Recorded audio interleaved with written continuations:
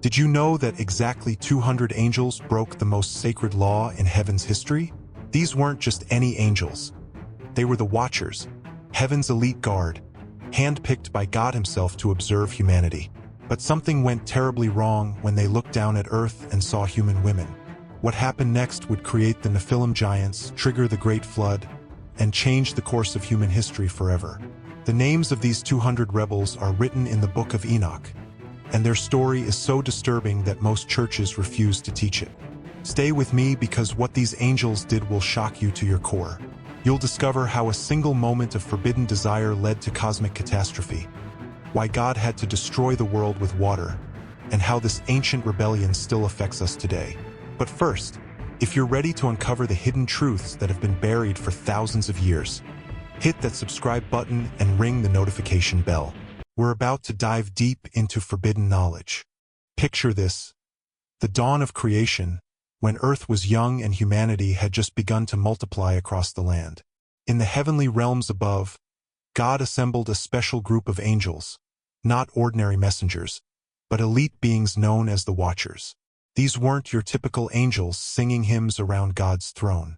The Watchers were heaven's intelligence agency, cosmic surveillance specialists tasked with one crucial mission: observe humanity and report back to the Almighty.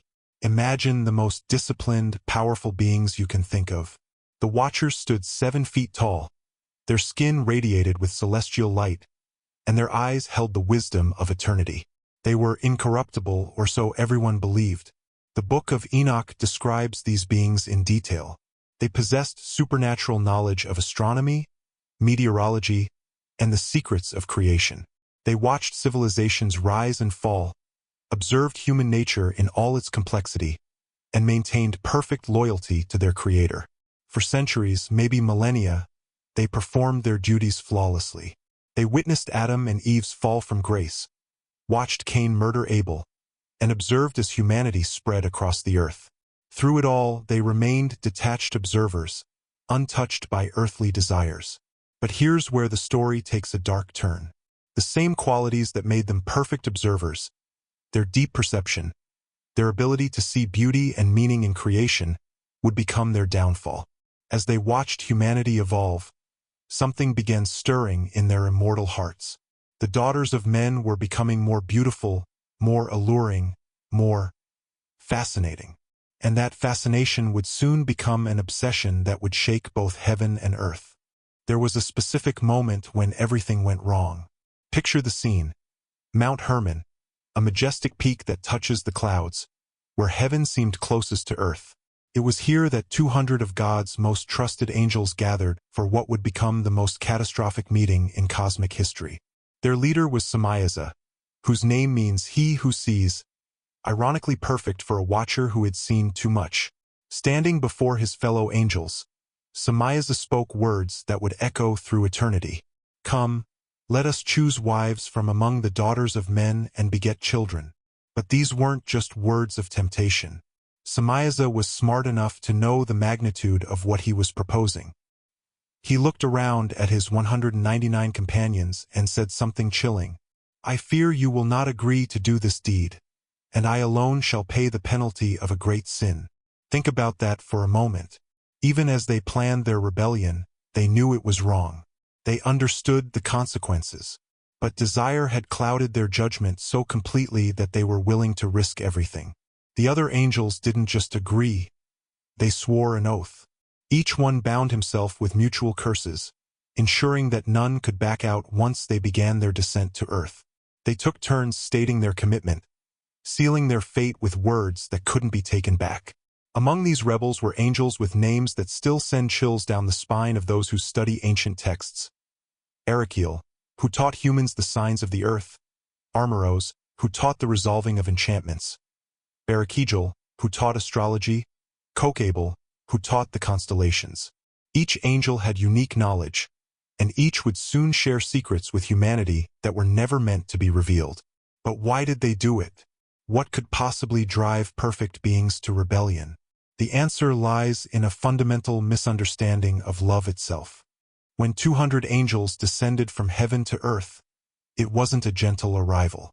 Imagine the sky splitting open, brilliant light piercing the clouds, and beings of impossible beauty materializing among mortals.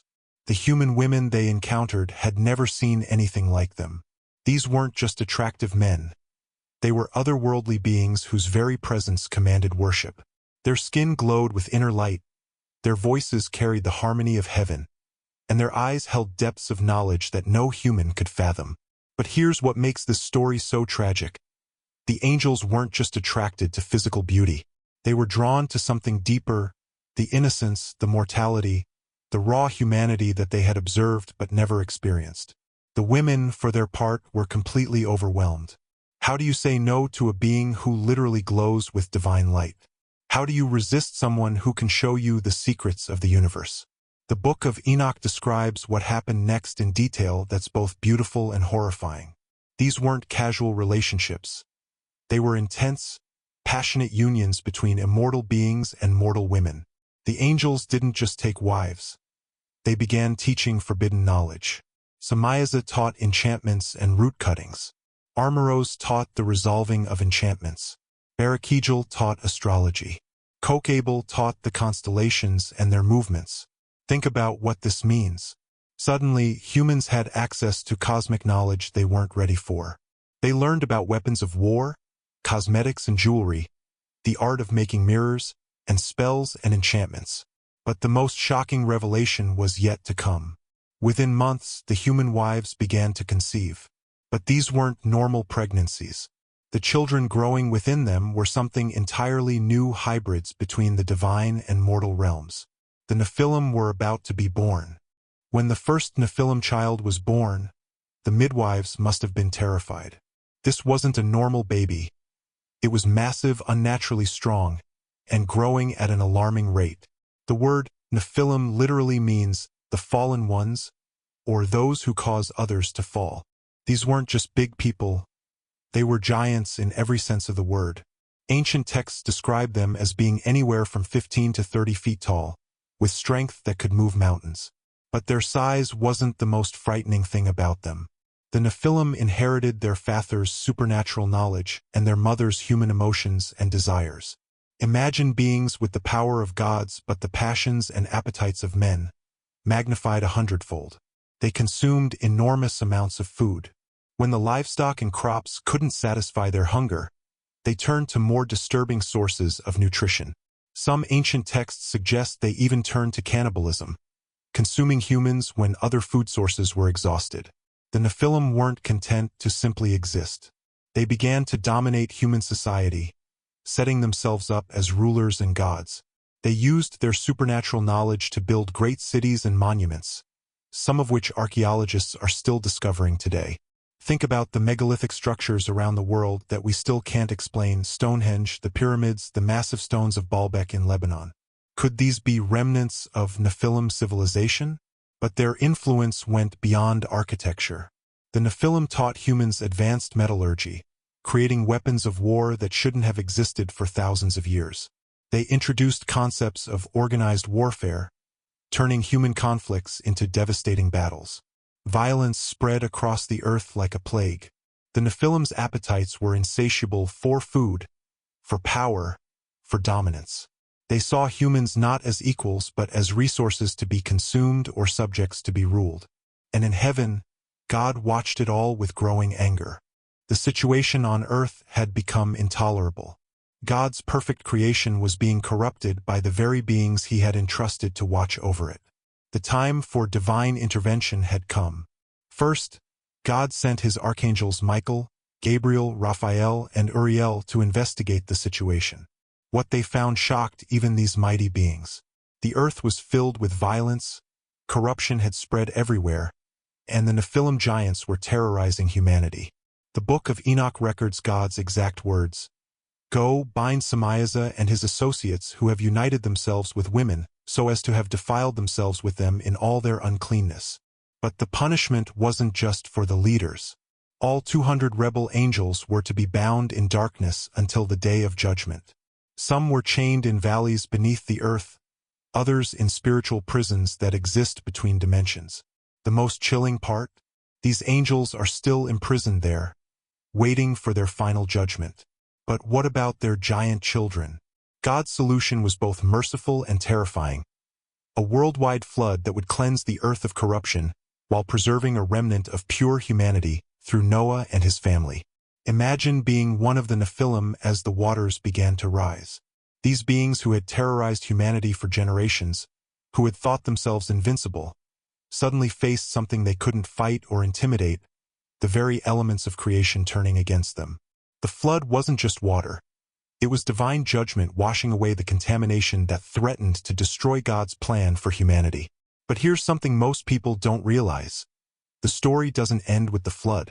Before we continue with this shocking revelation, I need to ask you something. If this hidden knowledge is opening your eyes to truths you've never heard before, you're going to want to make sure you don't miss what's coming next. Hit that subscribe button right now and ring the notification bell, because we publish content like this every week. Ancient mysteries, forbidden knowledge, and biblical truths that most churches won't teach. We're about to reveal what happened to the spirits of the dead Nephilim, and trust me, you won't believe how this ancient story connects to modern paranormal activity. Here's where the story gets truly disturbing. When the Nephilim's physical bodies died in the flood, their spirits didn't simply disappear. According to the Book of Enoch, these hybrid beings had nowhere to go. They couldn't return to heaven because of their corrupted nature, and they couldn't rest in peace like human spirits. Instead, they became what we now call demons, disembodied spirits seeking to inhabit and influence the living. Think about that for a moment. Every demonic encounter, every case of possession, every unexplained paranormal activity could be traced back to this ancient rebellion. The spirits of the Nephilim, denied physical form, desperately seek to experience the material world through human hosts. This explains why demonic entities often display superhuman strength, forbidden knowledge, and an intense hatred for humanity. They remember what it was like to be giants ruling over mortals, and their current powerless state fills them with rage. But there's another aspect to this story that's even more shocking. Some texts suggest that not all Nephilim died in the flood. Small populations may have survived, and their bloodline may have continued through certain human families. This would explain the presence of giants in the Bible even after the flood, Goliath of Gath, the giants of Canaan, and other mysterious figures who possessed unusual size and strength. Could this bloodline still exist today?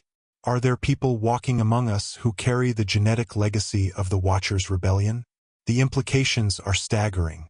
The rebellion of the 200 Watchers didn't just create giants and demons. It fundamentally changed human civilization in ways we're still discovering. Think about the forbidden knowledge these angels shared with their human wives. Suddenly, humanity had access to advanced metallurgy, astronomy, cosmetics, and warfare techniques that shouldn't have existed for thousands of years. This explains why ancient civilizations possessed knowledge that seems impossible for their time period. How did ancient peoples know about distant planets and stars? How did they develop complex mathematical and architectural principles? How did they create alloys and technologies that we're only now beginning to understand? The answer may lie in the teachings of the fallen Watchers. But this knowledge came with a terrible price. Along with useful technologies, humanity also learned about destructive magic, violent warfare, and the corruption of natural order. The very foundations of human society were built on forbidden wisdom. Some researchers believe this is why ancient mythologies around the world share similar stories of gods mating with humans and producing giant offspring. The Greek Titans, the Norse Jotuns, the Hindu Rakshasas, could these all be cultural memories of the same catastrophic event? The story of the Watchers also explains humanity's persistent fascination with angels, demons, and the supernatural. Deep in our collective unconscious, we remember the time when the boundary between heaven and earth was shattered. This ancient rebellion continues to influence our world today through literature, movies, and spiritual beliefs. We're drawn to stories about angels and demons because, at some level, we know they're not just fiction, they're echoes of historical reality. As we wrap up this incredible journey through one of history's most hidden truths, we need to ask ourselves, what does this ancient story mean for us today? First, it serves as a powerful warning about the consequences of breaking divine boundaries. The Watchers weren't evil beings who chose rebellion out of malice. They were good angels who made one catastrophic decision based on desire rather than duty. This should humble all of us. If perfect beings could fall so completely, how much more careful should we be about the choices we make? Second, the story reveals the ongoing reality of spiritual warfare. The rebellion of the Watchers wasn't just an ancient event. It set in motion a cosmic conflict that continues to this day. Understanding this helps us make sense of the evil and chaos we see in our world. Third, it reminds us that knowledge without wisdom can be destructive. The angels shared advanced information with humanity, but we weren't spiritually mature enough to handle it responsibly. The same principle applies today as we develop increasingly powerful technologies. Finally, the story offers hope. Yes, the rebellion caused tremendous damage, but God's response showed his commitment to justice and redemption. The flood wasn't just destruction, it was cleansing that made renewal possible. The same God who judged the Watchers and saved Noah is still active in our world today, working to bring good out of evil and hope out of despair. The story of the 200 fallen Watchers is more than just ancient history. It's a window into the ongoing battle between good and evil that shapes our world. But there's so much more to discover. Did you know that some of these imprisoned angels are prophesied to be released in the last days? And what about the mysterious figure called the Angel of Death? A being so powerful that just looking at him can kill you. If you thought today's story was shocking, wait until you discover the truth about this terrifying angel who leads 2 million warriors but somehow still serves God. The connection between him and Satan will blow your mind. Click on the video appearing on your screen right now to uncover this incredible mystery. Trust me, you won't believe what you're about to learn. And remember, if these hidden truths are changing your perspective on biblical history, subscribe to our channel and hit that notification bell. We're committed to bringing you the forbidden knowledge that most churches won't teach. Until next time, keep seeking the truth, no matter how shocking it might be.